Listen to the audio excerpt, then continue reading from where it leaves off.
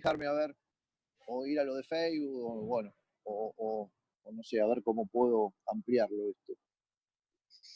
Y no, la otra posibilidad es la próxima grabar un video y directamente subirlo. También. Sí, también.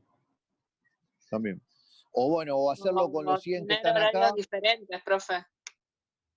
Sí, bueno, eso estaba diciendo, de ponerlo, lo que dije, no sé si me escucharon, que el próximo miércoles 6, hacerlo a las 10 de la mañana, para poder compensar que hoy trabajamos a la tarde y había algunos chicos que estaban con problemas porque en este horario están trabajando. No sé si me escucharon la primera parte que hablé. Que comenté que, bueno, que en el aula virtual tienen que entrar al portafolio y está el PDF de esto que vamos a hablar ahora. Y que, bueno, este PDF más otro que vamos a sumar en la semana van a ser sobre lo que van a tener que trabajar un trabajo práctico, que yo la próxima clase les voy a dar a dónde, bueno, me lo van a mandar y de qué se trata. Algo simple va a ser, no va a ser algo rebuscado. Sé que están bastante estresados por todo esto. Yo también lo estoy, les soy sincero, estoy deseando que en algún momento podamos salir. A todos nosotros nos gusta estar en contacto con la gente y estar más en movimiento, pero bueno, es el tema que nos toca ahora lidiar con esto y hay que tratar de adaptarse. Sí. No encuentro el PDF en el aula virtual. Yo estoy igual, profe. En donde dice portafolio, dice Deporte Conjunto 5, hay un número, que el número de Deporte Conjunto 5, como yo dije, está mal puesto porque... ¿Cuál es? ¿95027? Exacto, eso, sí, 95027. Ok. Ese es el número... No estoy conseguiendo tampoco, porque no lo veo. ¿Sí?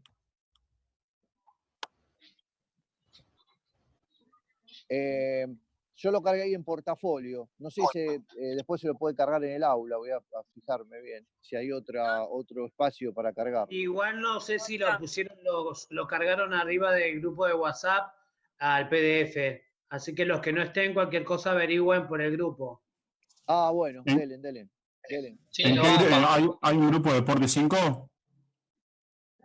Sí, hay un grupo de Deporte 5 de WhatsApp. Ok, ¿quién sería el administrador para mandarle el contacto?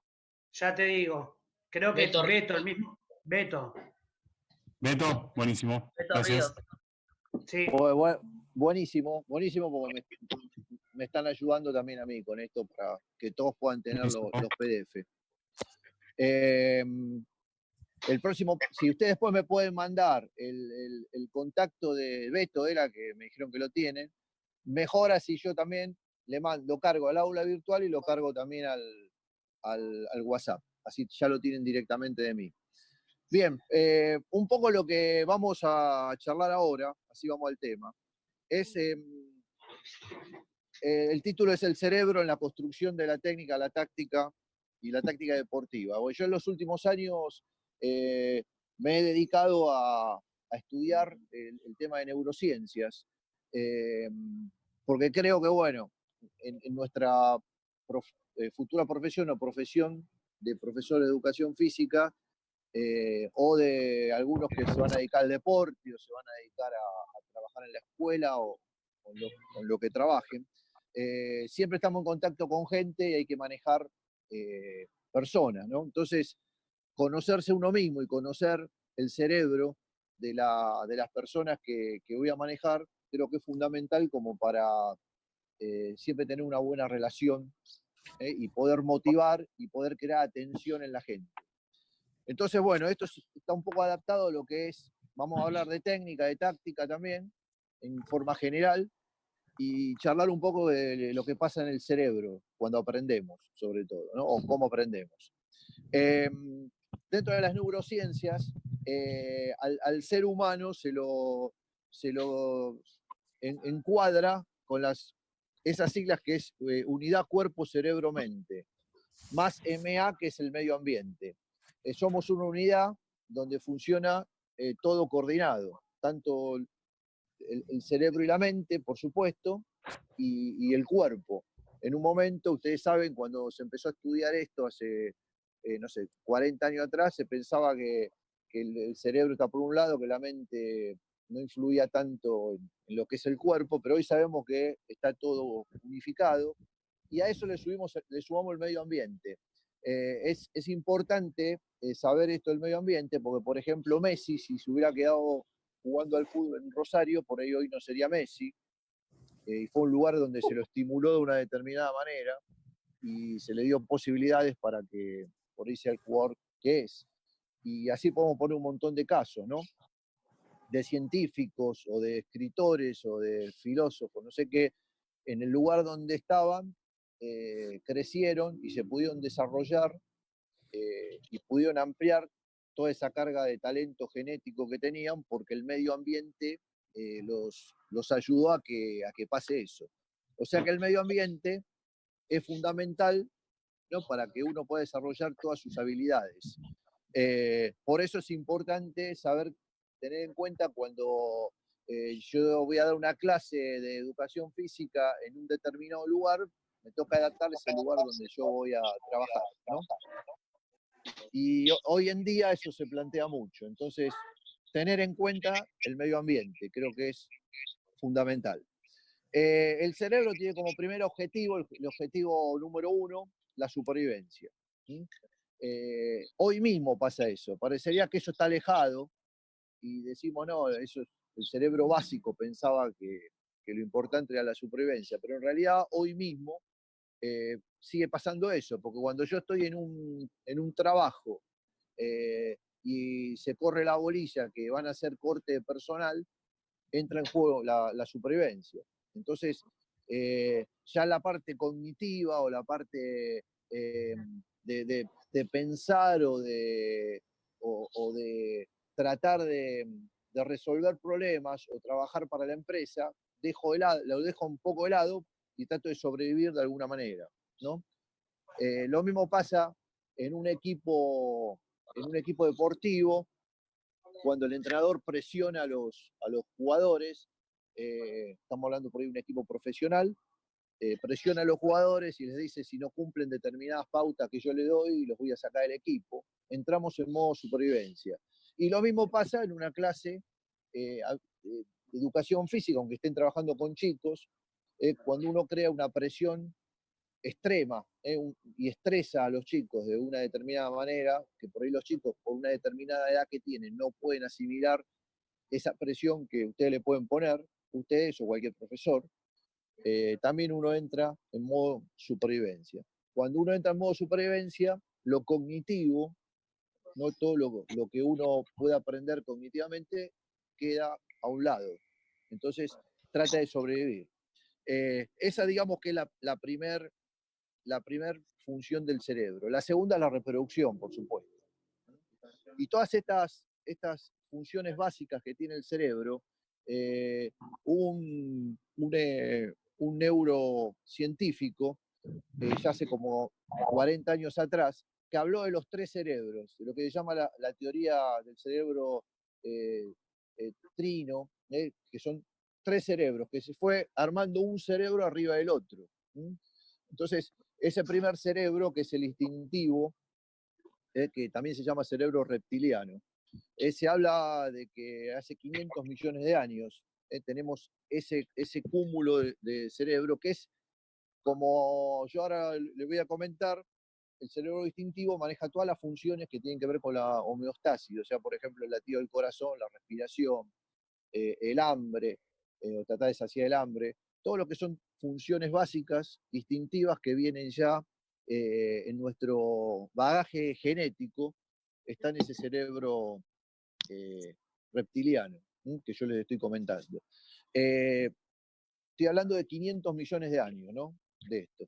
Entonces, pasó el tiempo y 300 millones de años más, o 200 millones de años más, estamos hablando de millones de años, que es un montón, apareció un segundo cerebro, que es el cerebro emocional, que se montó encima de este cerebro. Hay una teoría que habla como que esto es como una cebolla que se le van poniendo capas. Entonces, esta segunda capa de la cebolla fue el cerebro emocional.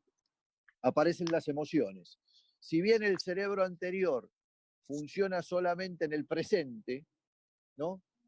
Dije reptiliano, es un cocodrilo, cuando tiene hambre caza, o ve un pájaro que está tomando, o un animal que es hermoso, no sé, y está tomando, no se fija que el animal sea hermoso, va y come porque tiene hambre. Y vive en el presente. En el cerebro emocional aparece el pasado. Y como aparece el pasado, al aparecer el pasado, una de las funciones que hay es poder aprender. Cuando yo empiezo a tener memoria de algo que me pasó y que no me fue bien con esa situación, la cargo en la memoria y la próxima vez que paso por esa situación trato de solucionarlo o no trato de hacer eso que me fue mal. Entonces ahí empieza lo que se llama entonces el aprendizaje. Ahora después vamos a hablar del aprendizaje, pero como este cerebro emocional que maneja, por supuesto, las emociones, las emociones podemos hablar 1 hora y media, 2 horas, un montón de libros de las emociones, pero las emociones son acciones que aparecen en forma instintiva, que nosotros no las podemos parar. Cuando yo voy por una calle oscura y siento pasos, tengo miedo. Yo no pienso, no voy a tener miedo. Puedo decir, no voy a tener miedo, pero sí tengo temor de que alguien me esté siguiendo atrás o que haya algún peligro para mi vida. Entonces, las emociones son instintivas. Y este cerebro emocional, que como dije, maneja tanto el presente como el pasado, empieza a aparecer la posibilidad de aprender. Por último, y de esto que hablo yo hace 150.000 años nada más, es poquitísimo tiempo en la evolución, aparecen los lóbulos prefrontales, que es la parte más grande del cerebro. Acá sí el tamaño es muy importante, quizás en otros aspectos el tamaño mucho no importa, pero sí en este caso sí, esa parte más grande del cerebro, hay uno que se ríe, pero bueno, esa parte del cerebro es que aparecen estos lóbulos prefrontales donde aparece todo lo que es el razonamiento, ¿sí? Y la posibilidad de ser seres emocionales, pero que podemos razonar.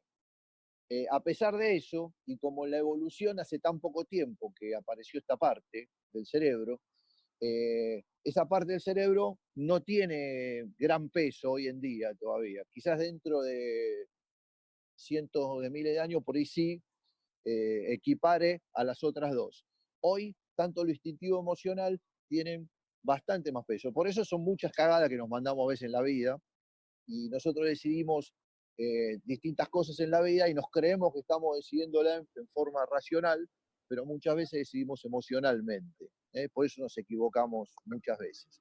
Esta parte, entonces, los lóbulos prefrontales, que es lo racional, es como un freno que se le pone a esos deseos emocionales que a veces tenemos los seres humanos, ¿no? Y que estamos siempre en pugna para tomar decisiones más racionales que emocionales. De todos modos, la vida sería bastante chata o fea sin emociones, por supuesto. Pero sí aparece entonces este cerebro. Voy a repetir, esto apareció hace 100.000 o 150.000 años, que es muy poco tiempo en la evolución. Y más en esta situación. Ustedes imagínense que este cerebro antiguo que nosotros tenemos, hace 100.000 años teníamos este mismo cerebro. El tipo antes salía de la cueva y tenía el árbol a la derecha, el laguito a la izquierda, los animales allá adelante para cazar y nada más. Hoy nosotros tenemos que adaptar ese cerebro a nuestra modernidad y a todo este quilombo que tenemos, por ejemplo, el aula virtual, el Zoom, que no entiendo un carajo, como ustedes ya se vieron. Todo esto que me cuesta, lo tengo que adaptar a toda esta parte y nos cuesta, no es tan fácil adaptarlo. Hoy tenemos muchas dificultades para que ese cerebro que hace 100.000 años era casi igual que al de ahora, modificarlo para que se adapte a este mundo nuevo. Entonces, resumiendo, sistema instintivo, algunas funciones, dice, procesos homeostáticos, resistencia al cambio, respuestas de huida y ataque, cuando se me presenta algo que me produce temor o está en peligro mi vida, tengo dos respuestas, generalmente la huida, salgo corriendo, o el ataque si ya estoy acorralado y no puedo hacer otra cosa. Bueno, cuidado de la cría, todas esas básicas que ya nosotros nacemos con esas son sistemas distintivos. El emocional, dice, surge la capacidad de aprender, aparece la memoria, la curiosidad, la sociabilidad, el juego. El juego aparece con ese cerebro que es el cerebro emocional. Y por último, el sistema neocortical, ¿no? Que es el neocórtex, donde aparece el razonamiento, pensar, evaluar, vetar impulsos emocionales, tratar de gestionar las emociones, ver el futuro, planificar, por ejemplo, autoobservarse, poder autoobservarse, por ahí tomar una gratificación, por ejemplo, no sé, me llaman a un trabajo donde me pagan menos que en el otro trabajo que yo estaba, pero sé que en este trabajo puedo crecer y poder llegar a subir muchos escalones más, entonces decido ir a ese trabajo, entonces porque la gratificación va a venir después. Todo eso aparece con los lóbulos prefrontales. Desarrollarse en valores trascendentes, o sea, adquirir valores de vida, o automotivarse. Todo eso es lo que nos hace seres humanos, y están los lóbulos prefrontales. Si hoy se sabe que, por ejemplo, el cerebro tiene un cableado, ¿no? Y del sistema instintivo emocional de esos dos cerebros viejos hacia los lóbulos prefrontales hay infinidad de cables que van hacia ese cerebro, que es el de la periferia. En cambio, de los lóbulos prefrontales hacia los otros dos cerebros hay mucho menos cableado. O sea que todavía tienen una gran influencia las decisiones instintivas emocionales sobre lo que es la parte de razonamiento. Y de acá, cuando ya conocemos algo del cerebro, podemos hablar y definir un poco lo que es la técnica, la táctica, para ir a la parte nuestra de deporte, ¿no? Y hay unas definiciones que se las voy a leer. De técnica es el procedimiento que conduce de una manera directa y económica a conseguir un alto resultado. Es una definición esta bastante general. La segunda dice, es el modo de consecución de un objetivo motor señalado por la táctica, teniendo en cuenta el nivel de desarrollo psíquico y motriz. Esta definición se adapta más a lo de hoy. ¿Por qué? Porque dice que la técnica está determinada o metida dentro de la táctica. O sea, pensar hoy que la técnica solamente va sola o está aislada de lo táctico, de lo que es la acción de juego, es un error. O sea, yo voy a enseñar una técnica siempre pensando que está metida dentro de una acción de juego, una acción táctica. Para definir o hablar un poco de la táctica, la combinación inteligente de los recursos técnicos. Y acá metemos ya una palabra que es inteligente. Inteligente lo relacionamos entonces con ese cerebro racional, que ahora vamos a hablar un poco de lo que es la inteligencia. La táctica constituye el modo pensado, racionalizado, económico y planificado de realizar la lucha deportiva. Modo pensado, racionalizado, y económico y planificado, ¿no? Cuando hablamos de planificación, otra vez, a ver, cierren el micrófono porque me estoy escuchando. Cuando hablamos de planificación, otra vez vamos a lo que es el cerebro racional.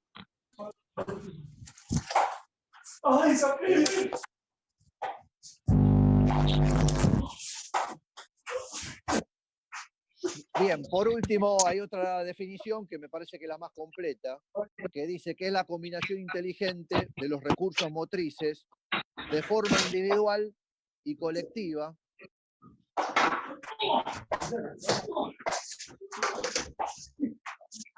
Cierren los micrófonos, chicos, que por favor. Dice, la combinación inteligente de los recursos motrices de forma individual y colectiva para solucionar situaciones del juego de la propia actividad competitiva. La acción táctica, hay acciones tácticas individuales, acciones tácticas grupales y acciones tácticas colectivas. Por ejemplo, una acción táctica individual, vamos a poner un ejemplo del fútbol, una acción táctica individual sería que la pelota viene volando hacia mí y yo en un momento decido si la voy a frenar con el pecho o con el muslo o con el pie. En el momento decido cómo voy a hacer esa acción para frenarla. Es una acción táctica individual. O en un partido de básquet, se presenta un jugador corriendo y yo decido qué pase hago, si hago un pase de hombro, un pase de pecho, un pase de pico. O sea, esa determinación que yo hago según la situación de juego me va a marcar la acción táctica individual. La acción táctica grupal es cuando se involucran 2 o 3 jugadores. Por ejemplo, una pared en el fútbol, una cortina en el handball o en el básquet. Una acción que sean siempre involucrados, un cruce, por ejemplo. Siempre que están involucrados 2 o 3 o 4 jugadores, es una acción táctica grupal. Y colectiva es cuando la acción tiene un objetivo que es, en el caso del básquetbol, los 5 jugadores están coordinados en esa acción.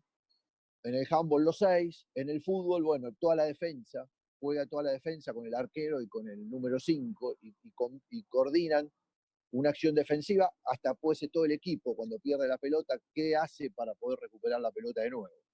Entonces esas serían acciones colectivas, de táctica colectiva. Por otro lado, la estrategia, dice, es el proyecto que se apoya sobre determinada base de conocimiento con la premisa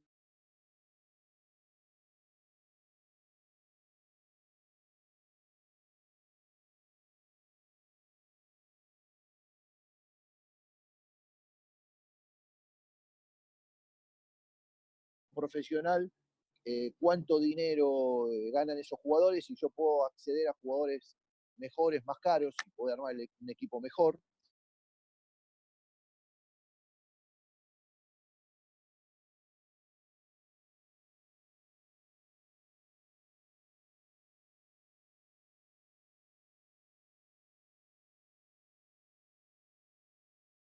Yo decido, veo con el material o el personal que tengo, si voy a pelear el descenso o voy a jugar en mitad de tabla o voy a pelear el campeonato. Entonces yo planifico con ese equipo cuál será el momento de la competencia más importante que yo quiero llegar a tener un estado de forma en ese momento. Entonces todo eso es la planificación estratégica de cómo voy a enfrentar la competencia. Nombramos varias veces la palabra inteligencia, y cuando hablamos más que nada de táctica y de estrategia, esta palabra inteligencia pasa a ser importante. Y una de las definiciones dice la capacidad de elegir la mejor opción lo más rápido posible y además que sea útil para resolver un problema de turno. O sea, yo me baso en los conocimientos y que entra en la palabra esta inteligencia, hoy sobre todo el tema de velocidad, poder resolver lo más rápido posible un problema que se me presenta. Este puede ser un problema deportivo que me presente la táctica o un problema de la vida diaria, ¿no? El que es más inteligente es el que puede tener esas herramientas, que son algunos conocimientos, pero si esos conocimientos no pueden servir no los trae de la memoria y no los puede utilizar para resolver ese problema de momento, de la forma más eficiente y más rápida, uno por más que tenga los conocimientos no es inteligente. Hoy se tendría que educar en ese sentido, ¿no? Habría que educar ya de la escuela primaria y secundaria a los chicos en la inteligencia, no tanto en adoptar, como era la educación tradicional, cargar conocimiento solamente, sino que tratar de que los chicos se vayan desarrollando en solucionar problemas, ¿no? De la forma más eficiente y que sepan usar los conocimientos que adquieren. Hay un neurocientífico que se llama Gardner que habló que dice, es la habilidad de ordenar los pensamientos y coordinarlos en acciones. Y como la capacidad de resolver problemas o elaborar productos que sean valiosos para una o más culturas. Este neurocientífico, psicólogo, Gardner, también habló de que hay distintos tipos de inteligencia. Habló de las inteligencias múltiples. Y él habló de 8 o de 7 inteligencias. La lingüística, que es el que tiene mucha facilidad para el tema de los idiomas.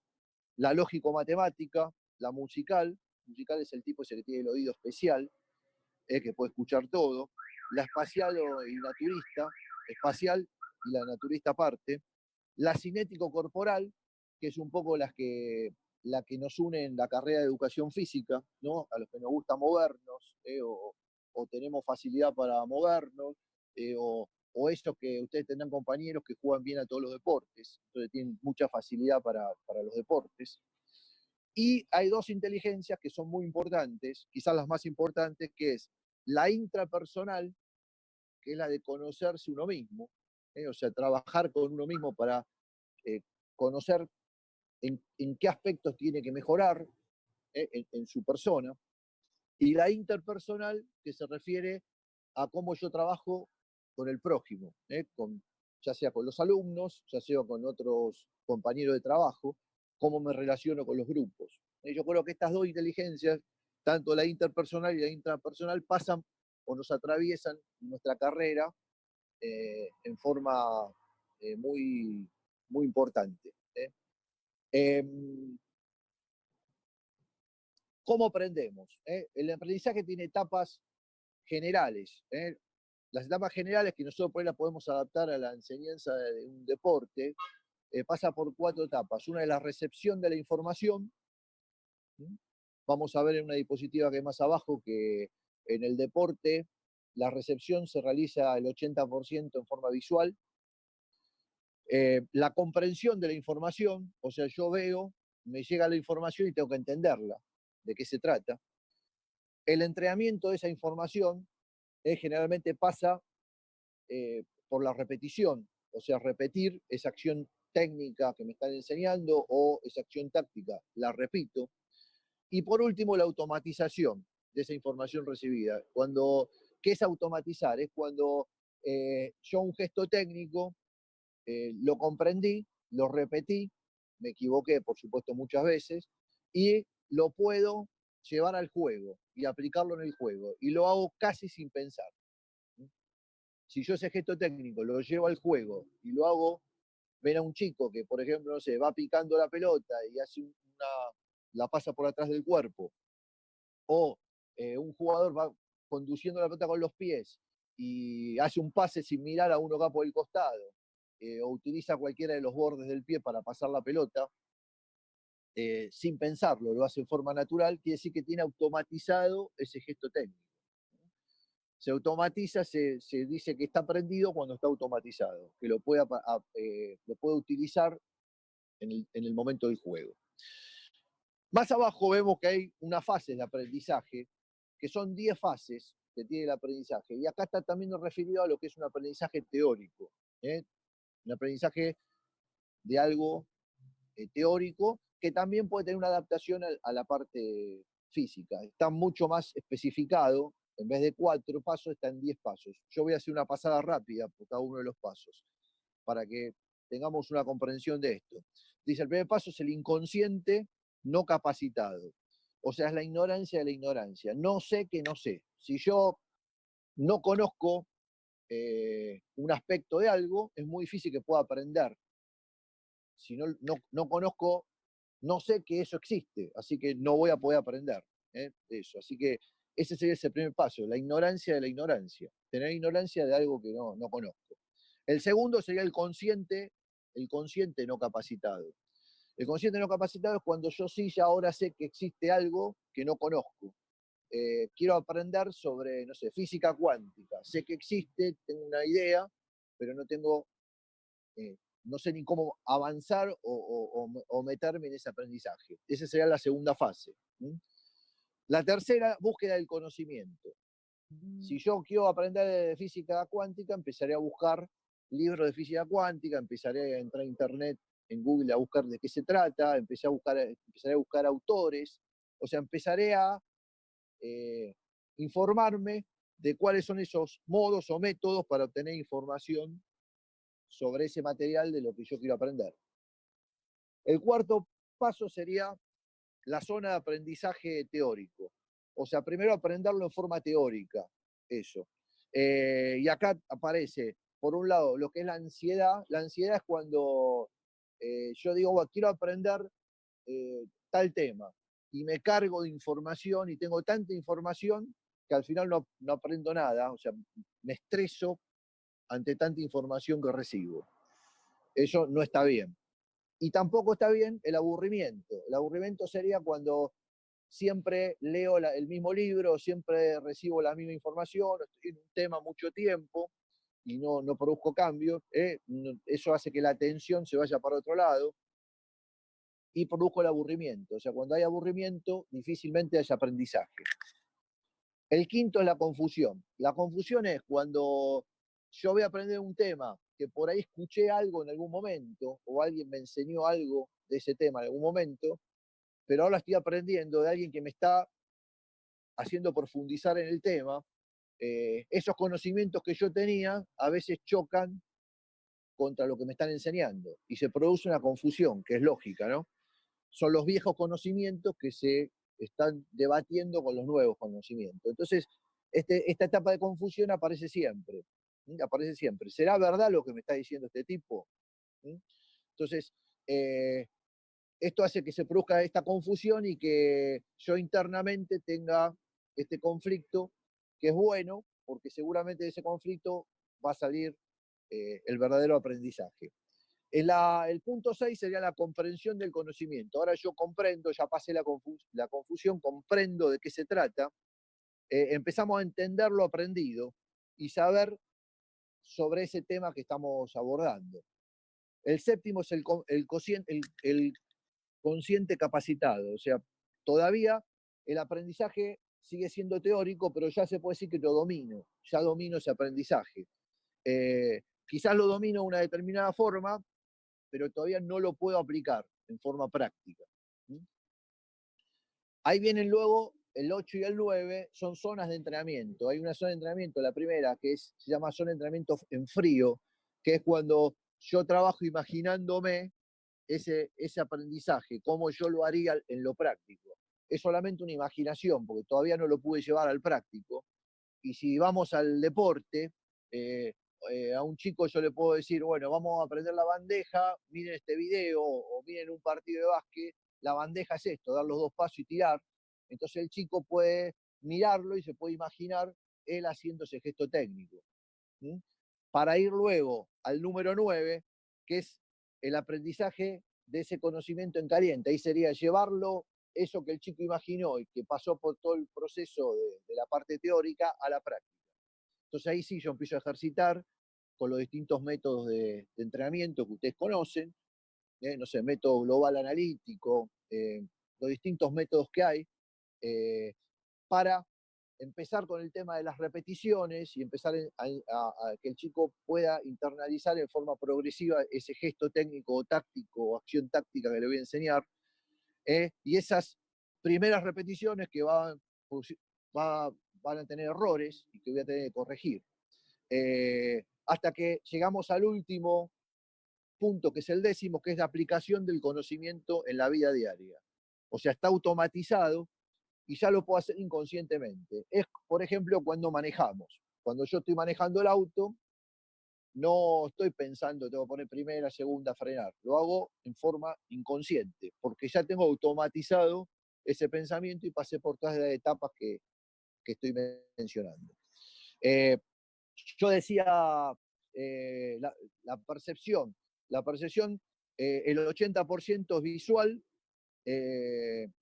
y los receptores acústicos, kinésticos y táctiles representan solamente el 20% de las otras vías receptivas. Cuando, no sé, yo estoy jugando un partido de fútbol, la mayoría de la percepción es visual, pero sí escucho a mi compañero que me dice salí, entrá, quedate, voy yo, hay palabras, y eso ayuda a incorporar también esa primer parte que es la percepción de lo que está pasando dentro del juego. Aprendemos gracias al sistema nervioso. No me voy a meter tanto en la neurona y qué sé yo, pero como acá en el PDF está, recuerdo 2 o 3 conceptos del sistema nervioso que ustedes seguramente ya vieron. Pero es importante porque el aprendizaje se produce gracias al sistema nervioso. El sistema nervioso entonces tiene varias funciones. Una es transportar los impulsos captados por los órganos sensoriales, los transporta, ¿no? Esos impulsos. A través de la percepción se convierten en impulsos eléctricos que llegan al cerebro, o electroquímicos que llegan al cerebro. Trasladar las respuestas de esos estímulos hasta los órganos. O sea que hay un ida y vuelta. Yo veo, llega al cerebro y el cerebro manda la orden para ejecutar y ahí se produce un feedback donde yo puedo ajustar ese movimiento que estoy haciendo. Controlar el funcionamiento de los órganos y sistemas.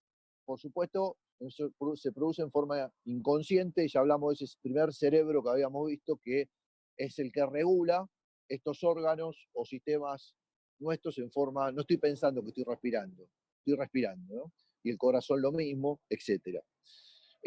Llevar a cabo funciones superiores de los seres más evolucionados, que es esto que habíamos hablado antes del cerebro racional, ¿no? El sistema nervioso tiene distintos bloques, que ya sabemos en qué bloque se separa: el sistema nervioso central, el autónomo, o vegetativo, o el periférico. Esos son los tres bloques. Las células que forman parte del sistema nervioso son dos. Fundamentalmente es la neurona, que tenemos más de 100.000 millones de neuronas. Estas sirven para la recepción, conducción y transmisión de señales electroquímicas. Y la célula de sostén. Las células de sostén son células que tienen la función de nutrir y de proteger y dar sostén a las neuronas. Por supuesto, entonces, las más importantes son las neuronas. Ahí hay un gráfico donde esa neurona, lo más importante son las dendritas, que es como esos pelos que tiene en la parte, digamos, en la parte principal, y después al final tiene como una cola, que es el axón. Estas dos partes son las partes que se intercomunican con otras neuronas, para armar lo que se llama sinapsis. Esa zona de intercepción entre las dos neuronas que se juntan se llama sinapsis. Cada neurona ahí se puede realizar entre 10.000 y 200.000 sinapsis. Y esta comunicación entre las neuronas origina lo que se llama redes neurales. Y ahí aparece lo que es el aprendizaje. El aprendizaje es cuando se juntan muchas neuronas y arman lo que se llama redes neurales. En la medida que yo estoy aprendiendo algo, lo que estoy haciendo es sumar mayor cantidad de neuronas a esa red neural. Una definición de aprendizaje podría ser cualquier variación de las conexiones que produzca cambios en los pensamientos y o comportamientos que puedan generarse a través de la teoría, la práctica o las experiencias de vida se llama aprendizaje. Cualquier variación de las conexiones, dice esto, ¿no? O sea, que las conexiones esas de neuronas, cualquier variación que produzca, se llama aprendizaje. O sea, cualquier adaptación que yo produzco para aprender algo que me pueda salvar la vida, para empezar, ¿no? Hablando de la supervivencia, o para poder jugar a algún deporte, ahí se producen variaciones en esas redes neurales, y eso es el aprendizaje. Hay dos tipos de aprendizaje. Hay un aprendizaje que es emocional, que es un aprendizaje que no tiene mucho gasto de energía, y son las cosas que aprendemos a través de la emoción. No sé, toco el enchufe, cuando soy chiquito, no toco el enchufe y me da una patada, y bueno, eso me produce un dolor. Entonces aprendí en forma emocional, porque algo me produjo dolor, ¿no? Así nos mandamos muchas cagadas en la vida que emocionalmente nos hacen aprender y decimos, bueno, esto no lo voy a hacer más. Y después hay un aprendizaje que es el aprendizaje cognitivo. El aprendizaje cognitivo es que ustedes me estén escuchando hoy, miércoles a la tarde, a las 4 de la tarde, y estén algunos de ustedes diciendo cuándo termina este tipo, y me deja romper las pelotas con todas estas cosas que me está dando, o en la clase de matemática o de fisiología, donde el tipo está 2 horas haciendo, no hablo nada del profe de fisiología, que no sé quién es, Di Marco creo que es, o alguno de ellos, ¿no? Está escribiendo, y ustedes tienen los huevos por el piso, y ya no entiende más de fórmula, ni entiende más de la química, ni nada, y se quieren ir. Entonces es un aprendizaje cognitivo, es un aprendizaje que gasta energía, porque hace que la atención de usted esté metida ahí y no puede irse para otro lado. Cuando ustedes quieren mandar algún WhatsApp a alguna chica o algún chico o lo que sea, y están escuchando al tipo de fisiología, ¿no? O a mí en este momento. Ese aprendizaje entonces es un aprendizaje cognitivo. Es un esfuerzo, gasta un montón de energía y cuesta más y no se fija tan fácil, no queda muy fijado. Si yo a ustedes les pregunto hoy, coméntenme la clase de geografía o los ríos de Europa que vieron en el secundario, y te van a decir, ni en pedo, me acuerdo de un solo puto río de Europa, porque era algo que les entró por la cabeza y lo dejaron, se fue rápido de la cabeza, ¿no? Y acá vamos a lo que es la neuroplasticidad de nuestro cerebro. La neuroplasticidad es cuando se juntan esas neuronas en un aprendizaje, arman lo que se llama una red hebbiana, que es muchas neuronas. ¿Cómo junto las neuronas? Las junto las neuronas, si fuera un gesto técnico o deportivo, a través de la repetición, repitiendo ese gesto o una acción táctica, repitiendo, no sé, la defensa personal o la defensa de media cancha, que yo doy pautas para que los jugadores defiendan. Cuando yo más repito con ejercicios esa defensa, voy creando a través de la neuroplasticidad unas redes neurales muy grandes, con muchas neuronas y muy fuertes. Cuanto más fuerte es el aprendizaje. Entonces yo, por ejemplo, cuando era chiquito aprendí a andar en bicicleta. Y a los 13 o 14 años andaba sin mano, me subía en el volante, me hacía una mano sola, sin mano, mil pelotudeces, ¿no? Fui armando entonces esa red neural. Ahora después, nunca más me subí a una bicicleta, pasaron 50 años, me subo a la bicicleta, no me caigo, puedo andar en la bicicleta, pero ni en pedo me suelto el volante con una mano o sin mano, porque lo máximo puede pasar que me rompa los dientes y me caiga de boca. ¿Qué pasó?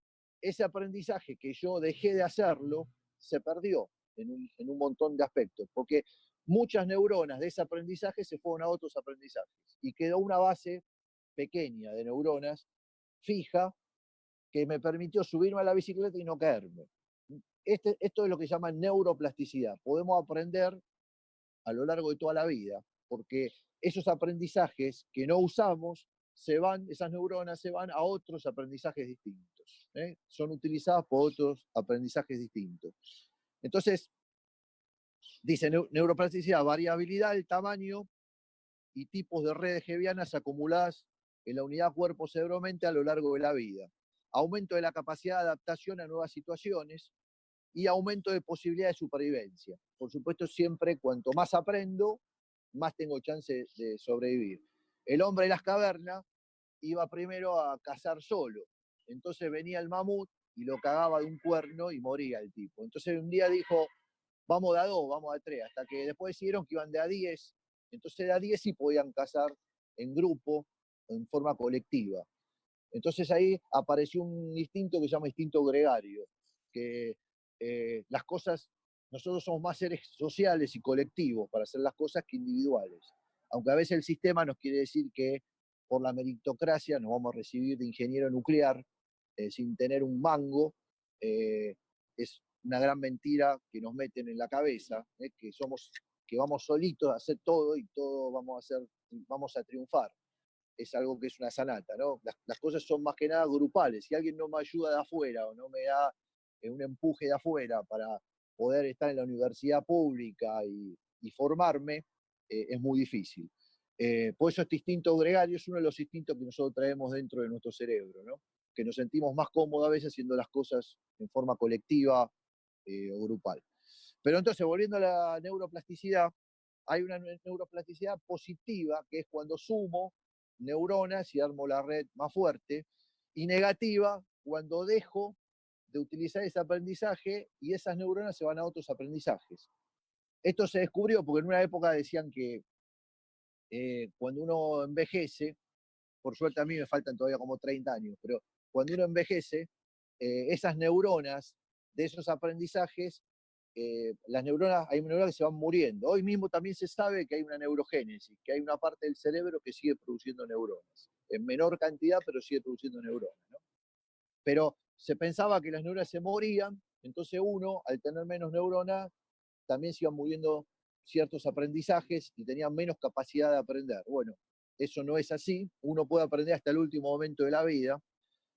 ¿Por qué? Porque los aprendizajes que no utiliza, esas neuronas se van a otros aprendizajes, las puede ir reciclando y las puede ir moviendo en ese cerebro-mente para todos lados. Dice, el 10% de esas redes neurales están marcadas por la genética. O sea, nosotros venimos con cierta facilidad para hacer determinadas cosas. Es un 10%. pero el 90% depende de las experiencias de vida y de los conocimientos adquiridos y de esa inteligencia que vamos a ir logrando o asimilando a lo largo de la vida. Esas redes Hebbianas y esas neuronas se unen a través de unas hormonas que se llaman neurotransmisores, y las más conocidas son la dopamina, la noradrenalina y la serotonina. Para ir rápido con esto y para ir terminando, la dopamina controla los sistemas encargados de activar los centros responsables de la actividad motora y de los centros de placer. Importantísimo para nosotros, ¿no? Porque si estamos en una clase de educación física y no podemos hacer que los chicos liberen dopamina, estamos cagados. O sea, la clase va a ser un aburrimiento. La escuelita de fútbol que armamos, a los 3, no sé, a las 2 semanas me voy a quedar sin nadie porque los pibes no van a venir. Entonces nosotros, ¿cómo creamos dopamina? La creamos a través de ¿qué? A través del juego. La dopamina se libera con el movimiento, con la sociabilización, con el optimismo y haciendo algo por los demás.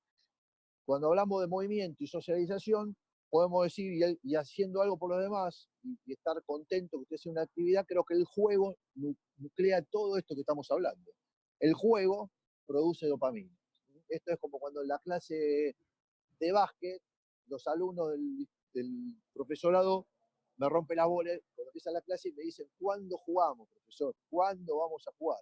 Y todas las clases me repiten la misma cosa. Y yo le digo, sí, vamos a jugar, pero miren que ustedes van a ser profesores y tenemos que ver los juegos, todo lo vamos a ir viendo, pero estamos enseñando al que va a enseñar y que no es lo mismo que tenemos que jugar todos los días, ¿no? Eso quiero explicarlo.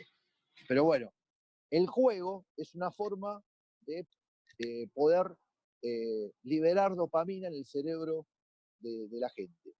Por supuesto hay otros métodos más de liberar dopamina. El sexo también es un elemento que libera dopamina. Y también las drogas, ¿no? Como elemento químico, la droga produce un engaño en el cerebro humano, porque produce liberación de dopamina a través del químico, que es la droga, y ese químico produce un hábito, porque ese cerebro que siente placer cuando libera la dopamina, después quiere experimentar otra vez ese mismo placer. Y ya no es con un poquito, necesitas más, y así cada vez más, y a la vez, al ser algo que es artificial, eso va perjudicando a lo largo del tiempo las neuronas, y te va quemando neuronas que no tienen recuperación. Eso es lo que produce la droga, es un poco una trampa que le produce a nuestro organismo. Pero saquemos la droga y hagamos que los chicos jueguen y enseñemos deporte, que eso también libera dopamina. Después está la noradrenalina, que es la adrenalina que se produce a través del miedo. Se encarga de crear un terreno favorable a la atención, al aprendizaje y a la sociabilidad, dice. Se segrega con el miedo y nos prepara para luchar o huir. Cuando, no sé, el animalito está tomando el agua en el estanque y percibe que viene el león, se le produce un estrés, empieza a segregar esta hormona hace que lata más fuerte el corazón, que la circulación vaya a los miembros inferiores y que el animalito salga corriendo. Entonces van a pasar dos cosas, que corra más rápido que el león, o que el león lo agarra y se lo come. Si el león lo agarra y se lo come, no hay mucho más para hablar. Pero lo que sucede acá fundamentalmente es que si el animal se pudo escapar, aprendió de esa situación y lo va a internalizar en una parte del cerebro que a través de esa situación, la próxima vez va a estar atento y va a estar preparado para volver a huir. Ese estrés, la clase que viene vamos a hablar algo del estrés, en el ser humano, en el animal se escapó y a los 5 minutos se le acabó el estrés y está tomando agua en el estanque nuevo o se acabó. El ser humano, somos tan chotos nosotros porque tenemos esa parte del cerebro que nos hace racionar, que el estrés lo podemos mantener, nos acostamos en la cama, nos sentamos en el sillón y pensamos una situación y nos estresamos. Y podemos estar estresados durante un montón de tiempo. Y ese estrés a la larga te mata, ¿no? Porque uno suelta una sustancia que se llama cortisol, que es bastante dañina para el organismo. Pero bueno, ese es otro tema que vamos a ver la próxima clase. La noradrenalina entonces es una hormona que se segrega, un neurotransmisor que se segrega con el miedo. Y la serotonina son los niveles altos que inducen a la calma, a la paciencia, a la serenidad, a la sociabilidad. Muchos de los tipos que hacen meditación tienen un montón de posibilidades de segregar la serotonina, ¿no? Que es cuando estamos liberados. Iba a decir para fumarse un porro, pero eso vamos a dejarlo para otro momento, porque como están grabando, eso lo dejamos para otra instancia de la actividad. Con esto, y vamos terminando, nosotros hablábamos de la técnica, cómo entonces aprendemos una técnica y qué pasa en el cerebro. En la acción de juego pasa exactamente lo mismo. En la acción de juego yo me refiero a lo táctico. Hay una percepción. Vamos a poner el ejemplo de nuevo que pusimos de, no sé, de un centro en un partido de fútbol, un córner. Tiran el córner, el jugador salta y ve que la pelota viene más o menos a donde va a estar él. Se produce una solución mental porque el jugador ahí está decidiendo con qué parte de la cabeza le va a pegar a la pelota, va a cabecear la pelota. Hay una solución motriz, que es la acción técnica que decide, le pegaré con el parietal, de tal manera que la pelota vaya para donde yo quiero que vaya. Y hay un resultado. El resultado puede ser positivo o negativo. Si el resultado es positivo, eso entra a la memoria como una acción positiva y la próxima vez que tenga la misma acción voy a tratar de hacer lo mismo.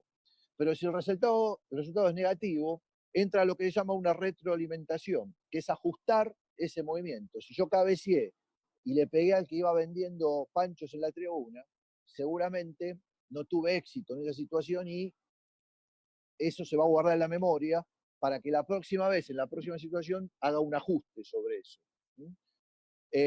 Todo este proceso que yo expliqué acá en 2 minutos funciona o se desarrolla en milisegundos. Por eso, el jugador que esto lo repite y lo entrena, estas situaciones las repite muchas más veces, tiene más chance de automatizarlo y hacerlo en forma correcta. Por eso, y pongo el ejemplo, seguramente ustedes han visto en la selección de básquet, Luis Scola tiene casi 40 años, ¿no? Y puede jugar mano a mano con un pibe de 25 o 26. Por supuesto, el pibe de 25 o 26 tiene más velocidad física, salta más, corre más, etcétera, por un tema de la juventud. Pero, ¿qué tiene Luis Scola? Que la ventaja, tiene un montón de memoria, de gestos técnicos, tácticos que fue acumulando en toda su carrera y que hace que el tipo tenga una inteligencia motriz y emocional para aplicar eso en el momento justo. Entonces, a veces saca ventaja por esas situaciones. Lo que quiero decir que la memoria que uno va fijando, si también desarrolla la inteligencia, las distintas inteligencias, puede aplicarla en forma más eficiente. Por último, bueno, dice la actividad cerebral en la acción de juego, ya sea acción técnica o acción táctica, dice hay una actividad en el hemisferio derecho, aumenta la circulación sanguínea regional y aumenta el consumo de oxígeno y de glucosa. ¿Qué pasó con esto de neurociencias? Hasta hace 50 años atrás, el cerebro se estudiaba de un ser humano que se moría, le cortaban el cerebro y podían hacer determinados estudios sobre el cerebro. O vivo, pero no había tantos recursos científicos o tecnológicos para estudiarlo. Hoy se estudia el cerebro del ser humano haciendo la acción. O sea, escuchando música, te ponen unos electrodos y te están estudiando qué partes del cerebro se encienden y se apagan de acuerdo a la música. Hay un estudio que se le hicieron a Messi, que duró como 3-4 años, que con electrodos, mientras jugaba o entrenaba, iban viendo las descargas neuronales que producía, porque claro, lo de Messi es extraordinario como el tipo, una orden del cerebro la transmite al cuerpo con tanta velocidad, son tipos que son dotados genéticamente, ¿no? Entonces, hoy los estudios se les puede hacer a los deportistas o a cualquier persona que está haciendo una actividad mientras está vivo, con los estudios estos de resonancia nuclear o resonancias magnéticas, que son muy precisos y, por supuesto, esto tiene un montón más para seguir avanzando. Bien, más o menos esto era la explicación del 6 y 10. La explicación de este primer Power, como les dije antes, vamos a hacer una segunda presentación que yo había puesto entonces miércoles 6 a las 10, de la mañana. Así podemos también, quien estuvo hoy, sumarse a las 10 de la mañana. Y sobre estos dos Power, este y otro más, vamos a hacer una especie de trabajo práctico donde va a tener algo de cuestionario y va a tener algo de averiguación de parte de ustedes. No es algo complejo, por supuesto van a tener para hacerlo casi 4 semanas, un mes para hacerlo. Y bueno, la presentación va a ser entonces de A3 o A4. Se los digo esto para que a través del sistema este virtual, seguramente ustedes tienen conocidos y puedan empezar a ir armando algunos grupos. No va a ser algo extenso. Y bueno, va a ser un poco esa presentación, donde quizás no haya tiempo de grandes correcciones, un poco lo que va a ser la aprobación del teórico. Recuerden que esto es así. Ustedes están ahora cursando sus deportes prácticos, algunos 2, otro 1, no sé, de acuerdo a cómo vayan llevando su carrera. La nota que le pone el profe del deporte, por ejemplo, en hockey, les puso 7 y promocionaron el deporte. Si está aprobado el teórico, se pone el 7 y aprobado en el deporte. Si el teórico no está aprobado, tendrán que completar el teórico de alguna manera para que ese 7 se baje a su nota y tener aprobado el deporte. O sea que el teórico no tiene una nota que promedia, pero tiene una aprobación o no aprobación, como que cumplimentaron con el teórico, y de esa forma repetimos la nota que ustedes se sacan en el deporte, se repite la nota del deporte. No sé si me expresé bien. No sé si dentro de los 100 que están hablando hay alguna pregunta. Quería preguntar por los Dale. autores. Los autores de este temario que les di yo, básense solamente en el Power, y hay un apunte que yo por ahí les puedo pasar algunas cosas, se los puedo pasar para que por ahí lean algo más. O sea que si dentro de este trabajo práctico que tienen que hacer hay algo que tendrán que leer, yo les voy a pasar bien específico lo que tienen que mirar. Pero más que nada se va a basar en esto que estuvimos viendo hoy. Ok, gracias. Buenas. Voy a tratar de ver, y por ahí voy a necesitar ayuda de algunos, pongamos el sistema este entonces de que me pasen o que me unan al grupo de WhatsApp, no me acuerdo el nombre del chico este que armó un grupo de WhatsApp de Deporte 5. En el chat está el link. ¿Está en el chat? Beto. Ah, Beto. Ah, ahora lo busco en el chat.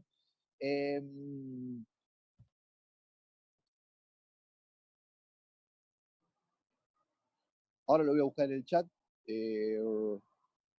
Están los datos de él.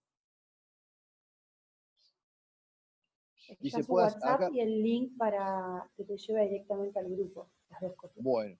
Bueno. Ahora lo voy a buscar acá en el... Perfecto. Y después, no sé, ahí me pusieron otros métodos más que puede ser para poder cargar más gente. Me voy a fijar, a ver qué otra cosa se puede hacer. Ustedes me decían de hacer la clase... Sí, te escucho. Que quizá le cuento esto porque hay un profesor de fisiología que lo está haciendo vivos a través de Instagram, que supongo que también puede ser Facebook, si usted se maneja mejor con esa red social, y el beneficio que tiene es que se puede dejar guardado durante 24 horas. Entonces, si usted, por ejemplo, que lo quiere hacer a la mañana, y entonces durante 24 horas ese vivo queda ahí guardado y bueno, cada uno puede acceder a verlo en el momento que pueda. Esa puede ser otra opción. Bueno. Voy a entrar a Facebook, entonces por ahí con el Facebook, la próxima, para entrar a Facebook ustedes entran a mi muro, digamos. No hay que pasar ninguna dirección ni nada, sería así, ¿no? Lo que pueda hacer, profe, es un grupo cerrado de su Facebook y que incorpore a los alumnados y ahí hacer una clase en vivo y que se mantenga dentro de ese grupo. Ajá. Bueno. Bueno, porque me dio pena que los 100 primero entraron y los otros se quedaron sin verlo. Igual sé que una de las chicas grabó, así que bueno, pasará la grabación y por lo menos se podrá zafar de esta primera charla que vimos. O sea que bueno, la próxima charla, más que nada porque hubo algunos o algunos que me mandaron un montón de algún mail diciendo que por ahí a la tarde a esta hora estaban o trabajando virtual, porque justo era la hora de trabajo, a ver si lo podía poner a la mañana. Pero bueno, como yo ya esto lo había mandado así, lo dejé